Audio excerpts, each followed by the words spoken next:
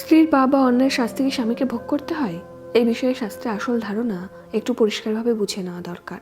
শাস্ত্রের মূল নীতি, হিন্দু শাস্ত্রে একটি স্পষ্ট নীতি আছে, প্রত্যেক মানুষ নিজের কর্মফল নিজেই ভোগ করে।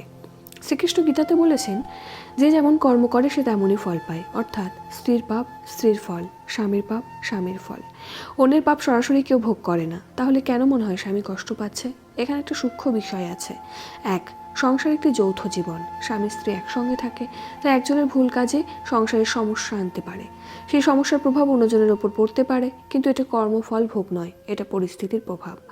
দুই, সহায়তা বা সমর্থন করলে ফল ভাগ হয়। শাস্ত্রে বলা হয়েছে, যদি স্বামী স্ত্রী অন্যায় কাজে সহযোগিতা করে বা জেনে শুনে সমর্থন দেয়, তাহলে সে নিজেও পাপের অংশীদার হয়। তিন, সম্পর্কের ধর্ম পালন। স্বামী স্ত্রী একে অপরকে ধর্মের পথে রাখার দায়িত্ব রাখে। কেউ ভুল পথে গেলে অন্যজন তাকে সঠিক পথে আনতে চেষ্টা করবে। যদি কেউ দায়িত্ব পালন না করে, তাহলে তার নিজেরও কিছু কর্মফল তৈরি হয়।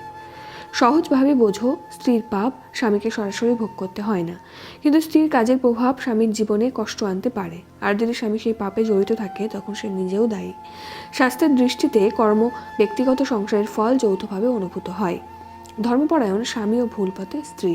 একটি কাহিনী আজ বলছি। এক গ্রামে এক ধর্মপরায়ণ ব্যক্তি থাকত। সে প্রতিদিন ভগবানের নাম জপ করত এবং সৎ পথে চলত, কিন্তু তার স্ত্রী ধীরে ধীরে লোভে পড়ে অন্যায় কাজ করতে শুরু করলো। মিথ্যা বলা, অন্যের জিনিসে নেওয়া ইত্যাদি।